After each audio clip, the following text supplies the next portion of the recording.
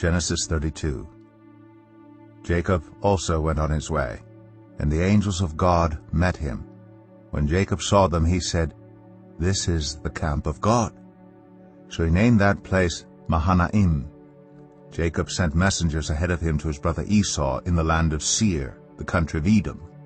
He instructed them, "This is what you are to say to my lord Esau. Your servant Jacob says, I have been staying with Laban and have remained there till now. I have cattle and donkeys, sheep and goats, male and female servants. Now I am sending this message to my lord, that I may find favor in your eyes." When the messengers returned to Jacob, they said, "We went to your brother Esau, and now he is coming to meet you, and 400 men are with him."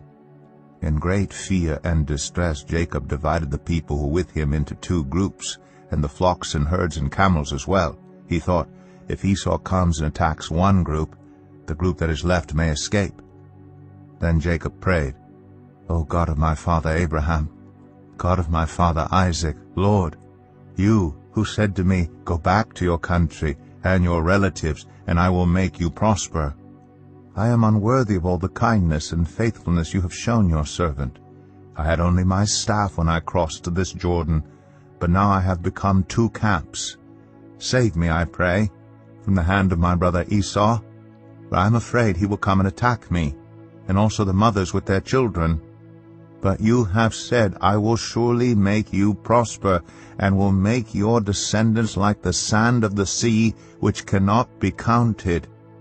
He spent the night there, and from what he had with him he selected a gift for his brother Esau: 200 female goats and 20 male goats, 200 ewes and 20 rams, 30 female camels with their young, 40 cows and 10 bulls, and 20 female donkeys and 10 male donkeys. He put them in the care of his servants, each herd by itself, and said to his servants, "Go ahead of me, and keep some space between the herds." He instructed the one in the lead, "When my brother Esau meets you and asks, 'Who do you belong to, and where are you going, and who owns all these animals in front of you?' then you are to say, 'They belong to your servant Jacob. They are a gift sent to my lord Esau, and he is coming behind us.'" He also instructed the second, the third, and all the others who followed the herds, "You are to say the same thing to Esau when you meet him, and be sure to say, 'Your servant Jacob is coming behind us.'" For he thought, "I will pacify him with these gifts I am sending on ahead. Later, when I see him, perhaps he will receive me." So Jacob's gifts went on ahead of him, but he himself spent the night in the camp. That night Jacob got up and took his 2 wives, his 2 female servants, and his 11 sons, and crossed the ford of the Jabbok. After he had sent them across the stream, he sent over all his possessions. So Jacob was left alone, and a man wrestled with him till daybreak.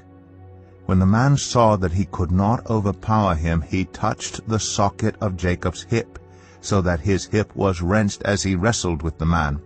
Then the man said, "Let me go, for it is daybreak." But Jacob replied, "I will not let you go, unless you bless me." The man asked him, "What is your name?" "Jacob," he answered. Then the man said, "Your name will no longer be Jacob, but Israel, because you have struggled with God and with humans, and have overcome." Jacob said, "Please tell me your name." But he replied, "Why do you ask my name?" Then he blessed him there. So Jacob called the place Peniel, saying, "It is because I saw God face to face, and yet my life was spared." The sun rose above him as he passed Peniel, and he was limping because of his hip. Therefore to this day the Israelites do not eat the tendon attached to the socket of the hip, because the socket of Jacob's hip was touched near the tendon.